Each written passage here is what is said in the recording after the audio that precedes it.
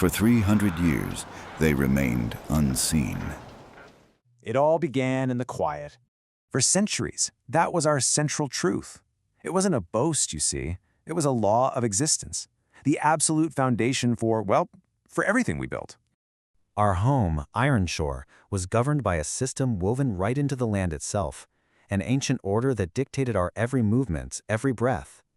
You see, our strength was never about numbers or big stone walls. Not at all. It was about control. The forest corridors, those were our highways, and only we knew them.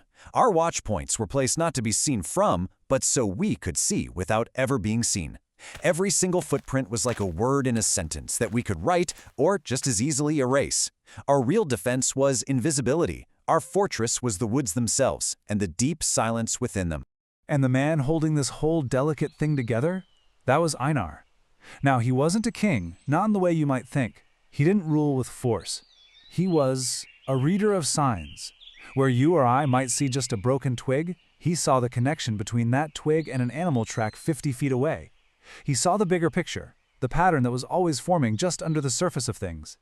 His authority came from that, from understanding what was coming before it actually happened. But then, the patterns began to change. Just subtle things, you know? Little irregularities started popping up at the edges of our world.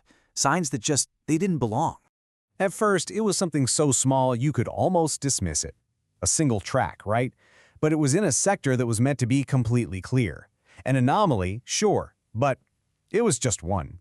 Then, not long after, the Watchers reported movement. But it was strange. It didn't follow the logic of the wild. It wasn't a hunter tracking game, and it wasn't some lost wanderer. It followed its own rules, a logic that felt completely alien to the forest. And that's when the unease really set in.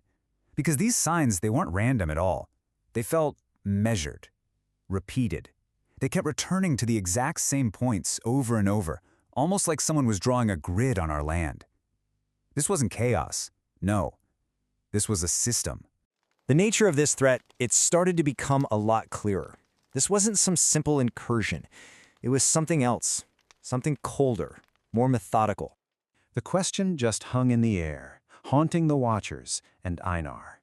I mean, if they weren't here to hunt, to trade, or to raid, then what in the world were they here for? The marks suggested a presence, but one with no intention we could possibly recognize. And then the answer slowly dawned on us, and it was chilling. They weren't trying to get in. They were trying to see, to map us, to understand us.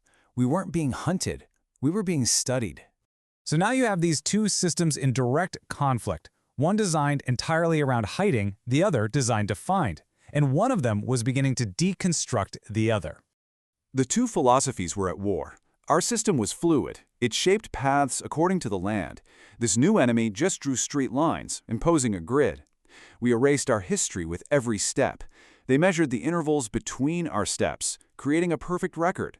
Our entire survival depended on being unseen. Their entire method depended on finding everything, until there was nowhere left to hide. And so their process became terrifyingly clear, their cold, relentless logic. First, they map the boundaries of the space. Then they measure movement inside it. After that, they systematically shorten the distances, tightening the net. And finally, when the space gets small enough, they expose whatever's hiding inside. A method of compression. This relentless, unseen pressure from the outside, well, it started to create new pressures on the inside. Fear became a weapon we turned on ourselves. You see, the enemy didn't need to attack us directly. The constant, methodical tightening of our world was enough to sow doubt and division.